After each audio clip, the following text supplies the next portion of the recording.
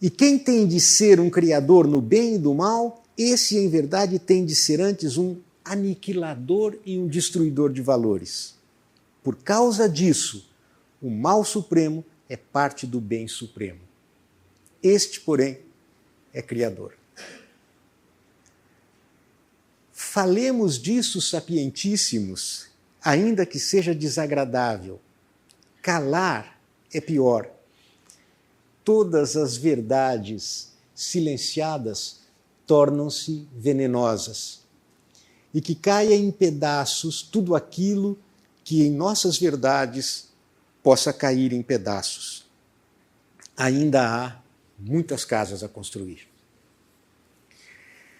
Ou seja, o que está perempto deve vir abaixo. Aquilo que está maduro deve cair. Ou seja, o que está podre tem que ser suprimido. O que pode vir abaixo, ou seja, aquilo que não tem mais sustentação, aquilo que não tem mais seiva, tem que ser derrubado. Existe ainda muita coisa para construir. Percebe o mesmo pensamento de Dostoiévski. Isto não sou eu que estou dizendo. Vamos falar disso, ainda que seja desagradável. É melhor falar, mesmo que seja desagradável, do que calar. Isso é, do que denegar, do que silenciar. Aquilo que é silenciado envenena. Pensou em Dostoiévski ou de um anti-Dostoiévski? Ah, sim. Estou dizendo o primeiro Raskolnikov. Não, mas é o anti-Dostoiévski. É claro, claro. A gente vai ver onde é que Dostoiévski chega e já, para a gente poder cumprir o nosso horário.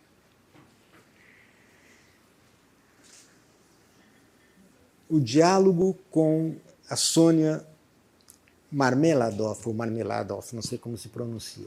Vocês sabem, a personagem é uma prostituta e é justamente com ela, e só com ela, que o Raskolnikov se abre inteiramente e confessa o seu crime. E justamente neste diálogo extraordinário, que é, na verdade, o apogeu do livro, nós lemos isto. Mas é possível que tudo isso seja verdade? Senhor, que verdade! E quem poderia acreditá-lo? E como é que o Senhor, que dá tudo quanto tem, matou para roubar?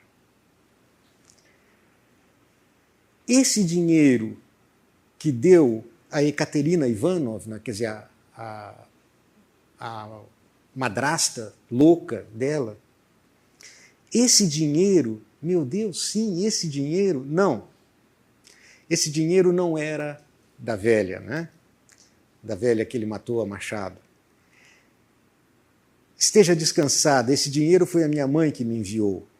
Chegou-me às minhas mãos quando eu estava doente, no mesmo dia em que os dei. Esse dinheiro era meu particularmente, verdadeiramente meu.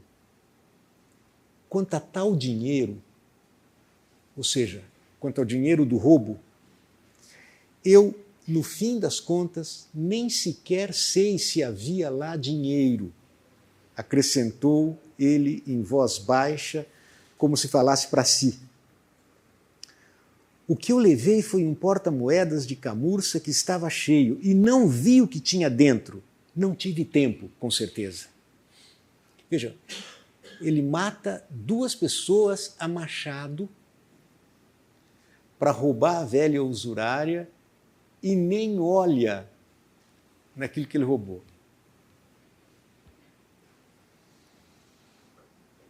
Bem, e algumas joias, quase tudo botões de punho, correntes, todos esses objetos deixei-os no pátio de uma casa qualquer, juntamente com o porta-moedas.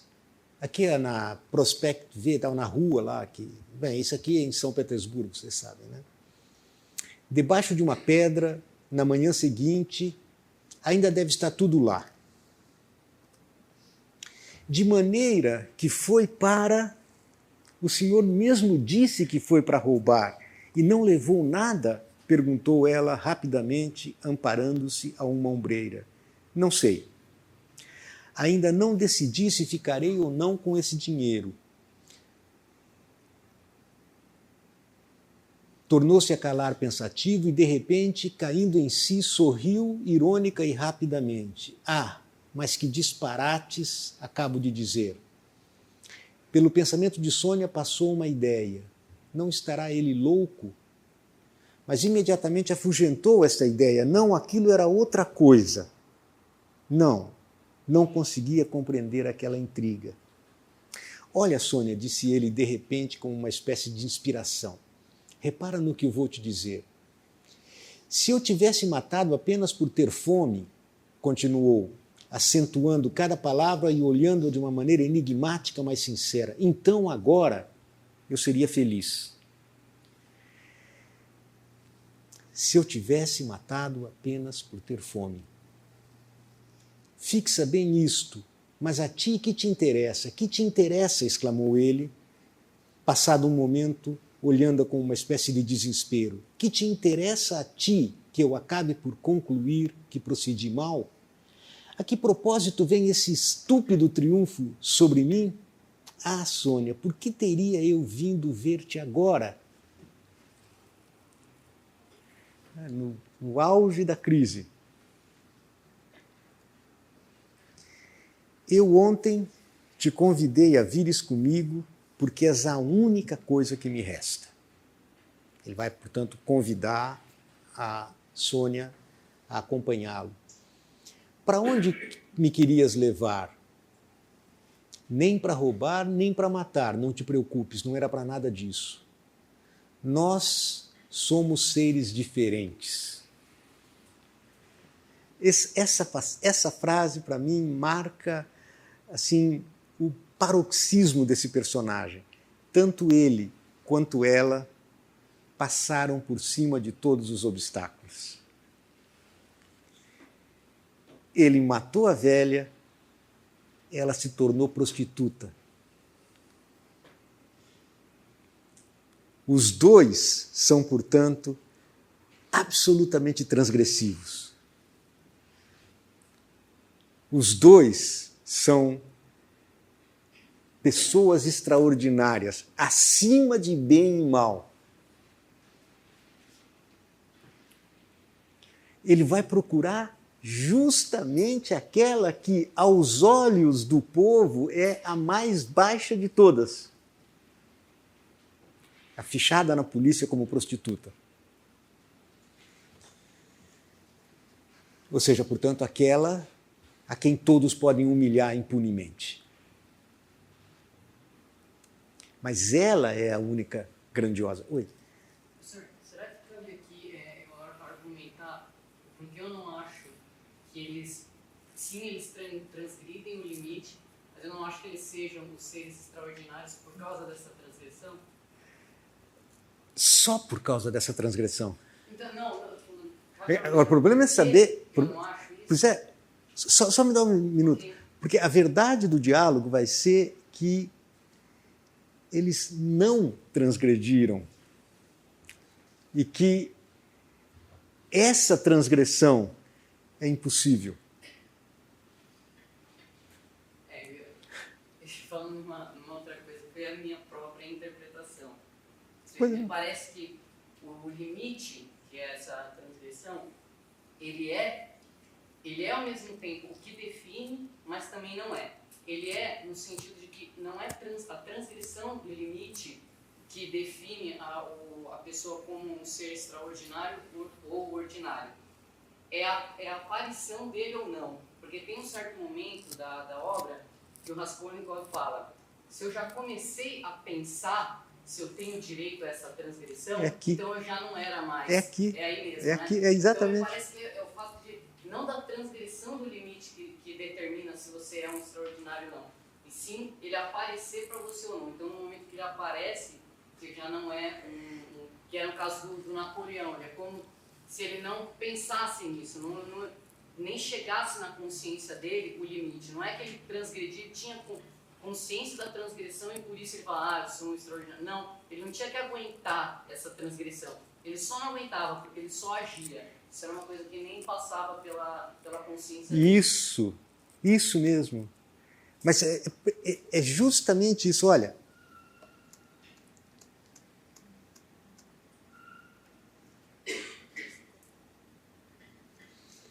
Mostra que você tem direito a isso.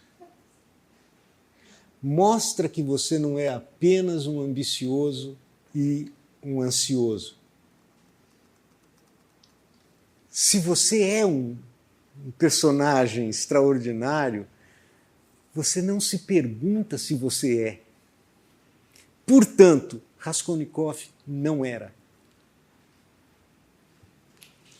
Mas, como tudo em Dostoiévski, como tudo em Nietzsche, não é tão simples assim, é extremamente ambíguo, é isso que eu quero mostrar.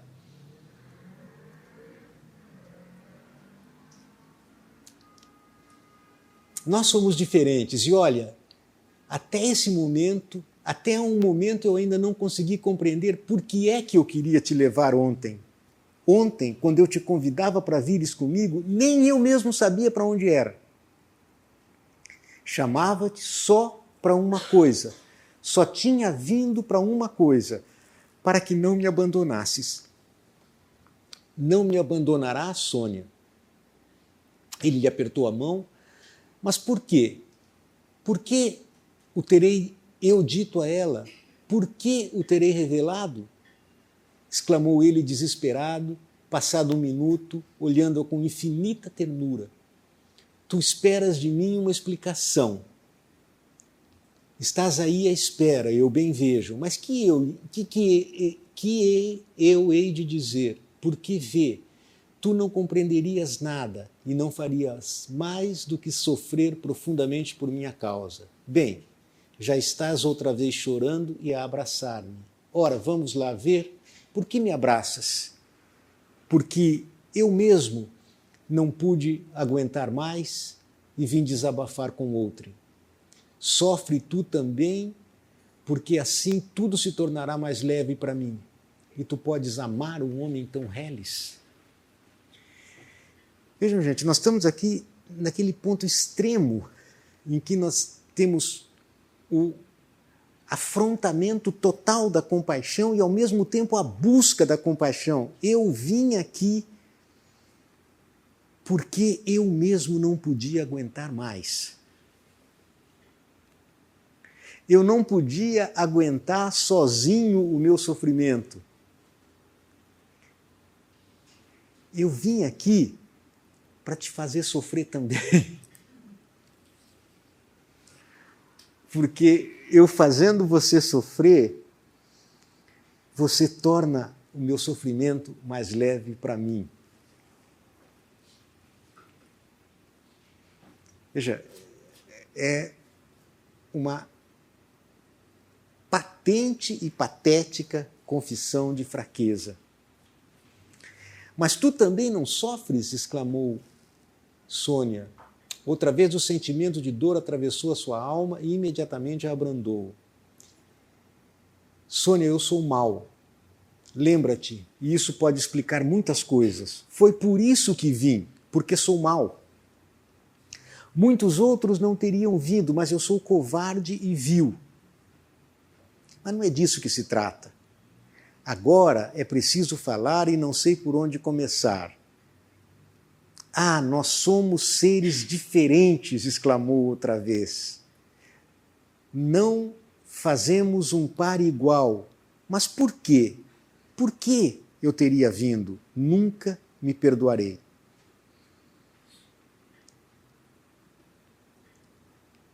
Houve uma coisa, eu queria ser um Napoleão. Foi por isso que matei. Podes compreender? Não, balbuciou Sônia, ingênua e timidamente, mas fala. O que é que tu compreendes? Bem, está bem, já vamos ver. O fato foi este, eu uma vez fiz a mim mesmo essa pergunta, é o trecho que você estava citando agora. Se Napoleão, por exemplo, se encontrasse no meu lugar e não tivesse tido para começar a sua carreira nem Toulon, nem o Egito, nem a passagem de Mont Blanc, e em vez de todas essas coisas belas e monumentais, tivesse tido simplesmente uma ridícula velhota, uma viúva de um assessor, a qual fosse preciso matar para lhe tirar o dinheiro que tinha na arca, para fazer a sua carreira, compreendes? Vamos lá ver o que teria ele feito, então, se não tivesse um outro recurso.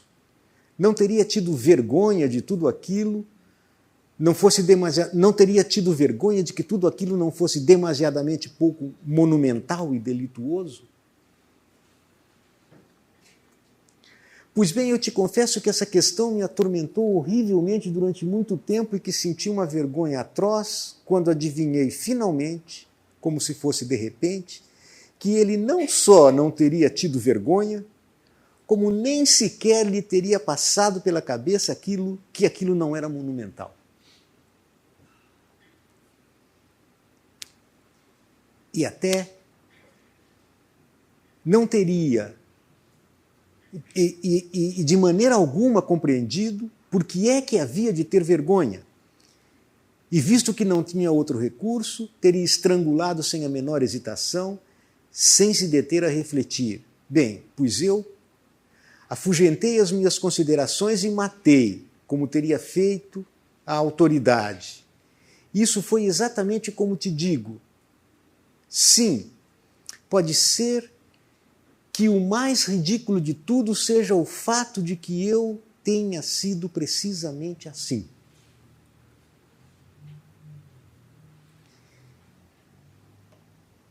Tudo isso é um absurdo. É quase falar por falar. Olha, tu sabes que a minha mãe quase não tem nada. A minha irmã recebeu alguma educação por casualidade e vê-se condenada a trabalhar como preceptora. Todas as suas esperanças se resumem unicamente em mim. Eu andava estudando, mas não podia continuar pagando a universidade e tive de abandoná-la por algum tempo. Supondo ainda que tivesse continuado lá, ao fim de 10 anos, ao fim de 12, se por acaso as coisas tivessem corrido bem, teria podido colocar-me como professor ou empregado com 1000 rublos de ordenado. No entretanto, a minha mãe teria ficado reduzida à pele e aos ossos, à força de preocupações e de desgostos, e eu não teria podido proporcionar-lhe o sossego. Quanto à minha irmã, bem, a minha irmã poderia ter-lhe acontecido qualquer coisa ainda pior. Olhem que prazer passar a vida desejando as coisas e a privar-se de tudo, abandonar a mãe e suportar a desonra da irmã. Para quê? Para, depois de elas terem morrido, poder fundar outro lar, com mulher e filhos, e deixá-los também sem um groche e sem um pedaço de pão? Ora, ora, por isso decidi apoderar-me no dinheiro da velha, servir-me dele nos primeiros anos de minha carreira, não fazer sofrer a minha mãe com a minha saída da universidade e fazer tudo dentro de uma certa amplitude, de maneira radical, de modo que pudesse arranjar uma nova carreira e caminhar por um caminho novo. Bem, foi isso. É claro que matei a velha, naturalmente fiz mal, mas chega.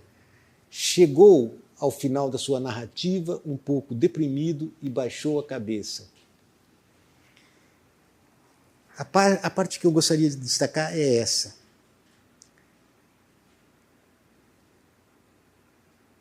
Eu só matei um piolho inútil e repugnante. Então nós temos aqui uma situação extremamente crítica. Né? Esperava-se que ao confessar o seu crime ele estivesse arrependido do crime, e ele diz: o fundamental não é que eu tenha morto a velha era um parasita, a velha era um piolho. O fundamental é que eu não sou um Napoleão. Um Napoleão não teria se perguntado se ele tem o direito. Aquele que se pergunta se ele tem um direito é porque ele não tem.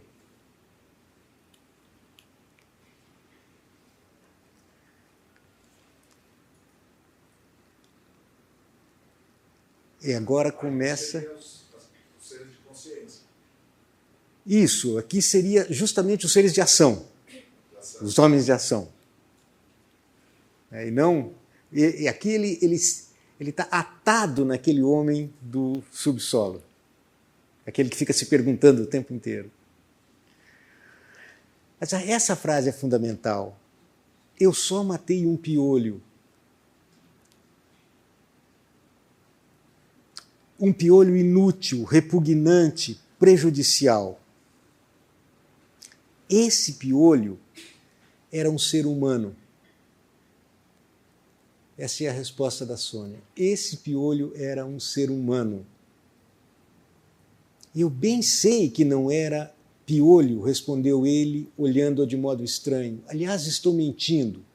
Há muito que minto. Não era isso, tu tinhas razão. Havia outras razões completamente diferentes. Já há muito tempo que eu não falava com ninguém.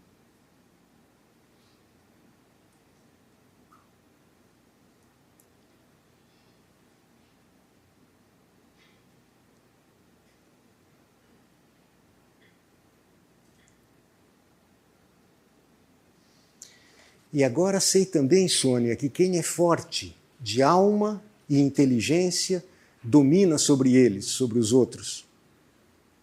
Quem se arrisca a muito é quem tem razão. Quem é capaz de desprezar muitas coisas é que é para eles o legislador e o que for mais atrevido de todos. É esse o que tem mais razão. Tem sido assim até hoje e assim será para sempre.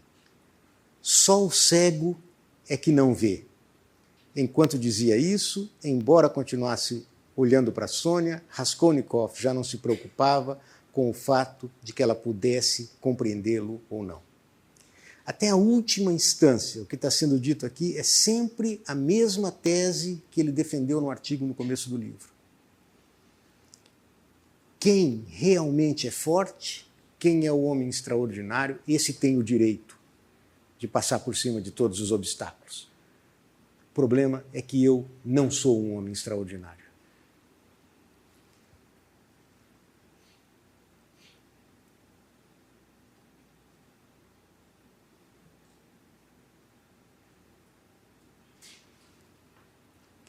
Eu queria mostrar-te uma coisa, é que foi o diabo que me impeliu.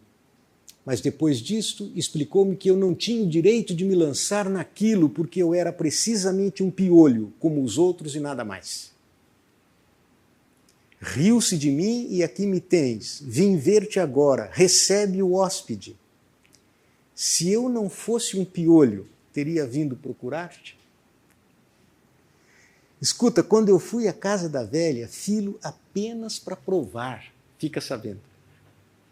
Tá? A hipótese é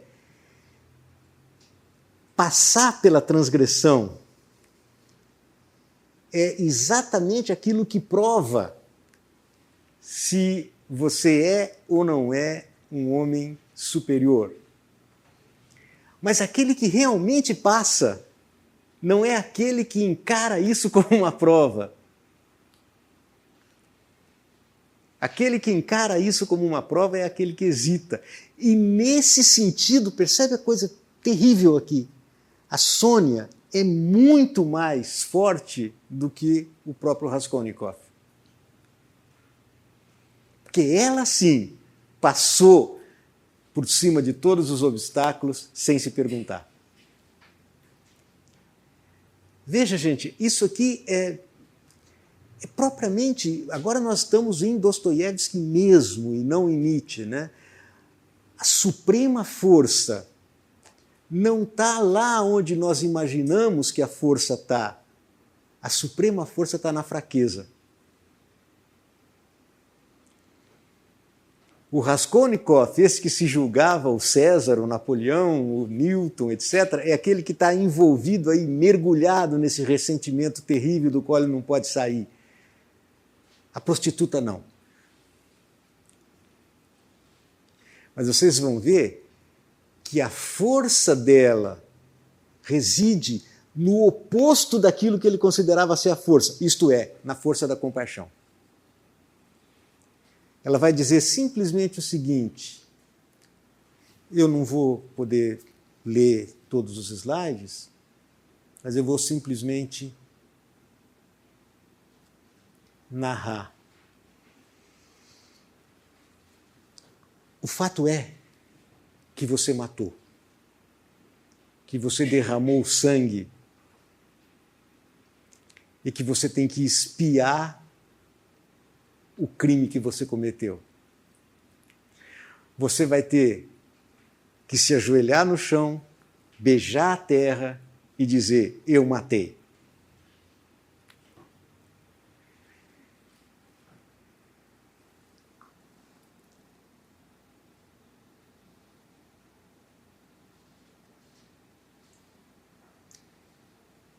O que ela oferece para ele é apenas uma cruz. Ponha a cruz no pescoço, vai para a praça, ajoelha na terra, beija a terra que você manchou com sangue e confessa o teu crime. Só aí você vai ser redimido. E no final do romance ele vai lá por causa das tuas cruzes. Foste tu mesma quem me disse que fosse ter uma encruzilhada. Que tens tu? Agora que tudo vai acabar, terás medo? Sônia olhou para ele estupefata. Parecia-lhe estranho aquele som. Um tremor frio lhe correu por todo o corpo, mas compreendeu imediatamente que tanto aquele tom de voz como aquelas palavras eram fingidos. Além disso, ele falara olhando a um canto e parecia evitar falar-lhe francamente em rosto. Olha, Sônia, eu pensei que, de fato, talvez isto seja o mais vantajoso. Há uma circunstância, mas isso demoraria muito a contar e, além disso, para quê? A mim, fica sabendo, só há uma coisa que me custa. Incomodam-me essas visões estúpidas, bestiais, que vão rodear-me agora, fixar sobre mim seus olhos fosforescentes, oprimir-me com todas as suas perguntas tolas, às quais não terei outro remédio senão responder e apontar-me com o dedo. Em silêncio, Sônia tirou 2 cruzes de uma caixinha, uma de madeira de cipreste e a outra de cobre. Persignou a ele e depois pendurou-lhe ao pescoço a cruz de cipreste. Isto é um símbolo, quer dizer que hei de trazer essa cruz em cima de mim, como se já não tivesse sofrido bastante até aqui. De madeira de cipreste, isto é, para o povo, de cobre. Esta é a que Lizaveta trazia. Ou seja, ela tinha a cruz da mulher que ele havia matado. E ela, além de persigná-lo, dá a ele a cruz que ele vai carregar. E ele diz: isso é um símbolo, esta é a cruz que eu vou carregar daqui para frente. E vocês sabem, a conclusão do romance é exatamente aquilo que a Sônia Marmeladov queria. Né? Que ele confesse o crime, confesse a sua própria impossibilidade de transgredir e, em última instância, reconheça a sua culpa. Esse é o peso da cruz.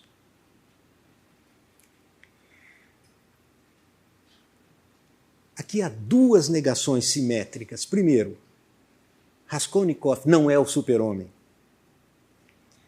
Segundo, não existe super-homem. Principalmente. O verdadeiro super-homem é aquele que é capaz de reconhecer e se apiedar da fraqueza do homem. Ou seja, a ideia de um homem superior, a ideia de um além do homem, é híbris, isto é arrogância. Em última instância, é ilusão engendrada pelo demônio.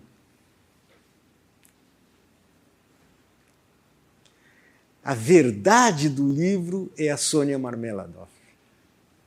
É lá, realmente lá, aí que está a verdade e a redenção, do ponto de vista dostoiévskiano. Ou seja, na cruz do Cristo. Para o Nietzsche, sim. E aqui, por isso eu trago o final do Zaratustra. Eu coloco o final do Zaratustra exatamente em correspondência com o final do Crime e Castigo, aonde Zaratustra vai dizer o seguinte: o meu último pecado foi a compaixão. A compaixão pelos homens superiores. Ó vós, homens superiores, era a vossa necessidade que aquele adivinho, um personagem do final do Zaratustra, me profetizava. Ele queria me seduzir a acudir à vossa necessidade, ele queria me tentar. Lembre-se aqui da tentação de Cristo pelo demônio, né? Aqui no Nietzsche há uma inversão, né?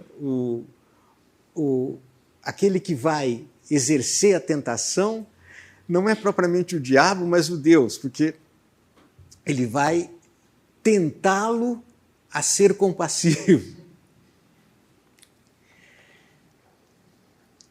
Para o meu último pecado, exclamou Zaratustra, e furioso riu de suas últimas palavras. O que é que me ficou reservado como derradeiro pecado? Eu insisto que estas palavras, o que é, estão grifadas pelo próprio Nietzsche. O que me ficou reservado como derradeiro pecado? Qual foi a minha última tentação? E uma vez mais Zaratustra abismou-se em si mesmo, tornou a sentar-se sobre a grande pedra e refletiu. De repente levantou-se de um salto. Compaixão. Compaixão pelo homem superior, gritou, e seu rosto se endureceu como bronze. Pois bem, isso já teve seu tempo. Meu sofrimento e minha compaixão, o que importam eles? Desde quando almejo a felicidade? Eu anseio pela minha obra. Muito bem, chegou o leão, meus filhos estão próximos, Zaratustra já está maduro, a minha hora chegou, esta é a minha manhã, o meu dia raiou, sobe então, sobe, ó grande meio-dia. Percebam que aqui uma conclusão é o oposto simétrico da outra. Enquanto que em Raskolnikov vocês têm o declínio, o ocaso, em Zaratustra vocês têm o contrário disso, o surgimento de uma nova manhã. Esse surgimento de uma nova manhã significa o desaparecimento do próprio Zaratustra e o surgimento daquilo que ultrapassa toda a compaixão, isto é, os meus filhos estão próximos. O que interessa a mim? Interessa-me a minha obra. O que é que me interessa os homens superiores? O que é que interessa os homens que somos nós aqui, diz ele? Esse tempo já passou. A compaixão foi o meu último pecado. Superar a compaixão significa justamente pôr-se à espera daquilo que vai além do homem. Isso que o Zaratustra chama de meus filhos.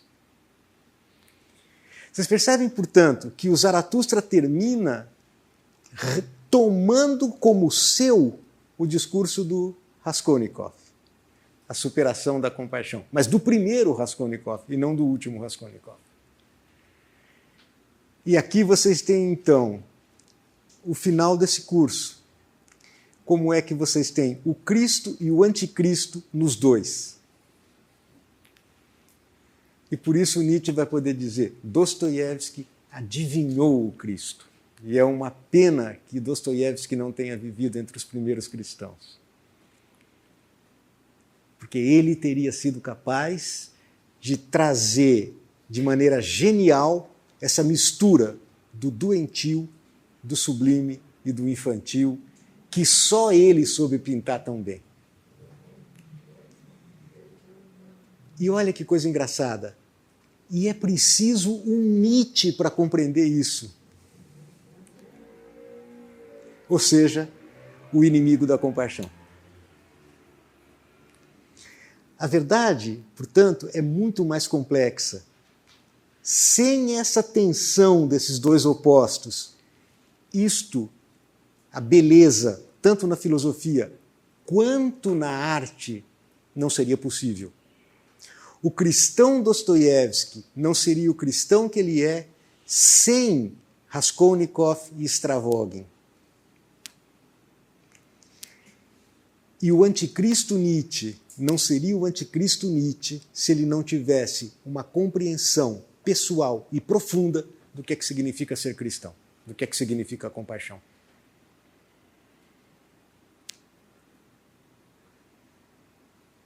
Por isso Nietzsche pode dizer, Dostoiévski, o único que me ensinou alguma coisa de psicologia. Obrigado, gente. Muito obrigado, tá?